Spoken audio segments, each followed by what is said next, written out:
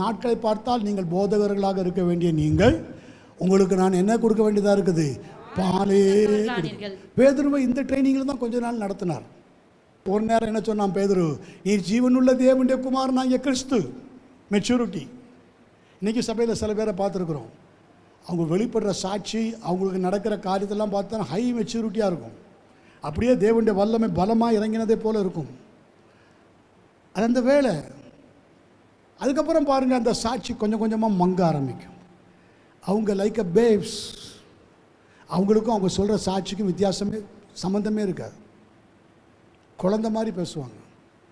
நல்லக்கெல்லாம் நல்லா சொன்னாங்களே சாட்சி, நல்ல பலமான சாட்சியாக இருந்துச்சு, இப்போ போட்டு உலர்த்தி அடிக்கிறாங்களே அப்படிதான் ஒன்று சொல்லிட்டு கிடப்பாங்க. சம்மந்தமே இருக்காது. அப்போ எப்படி மாறிடுறாங்க?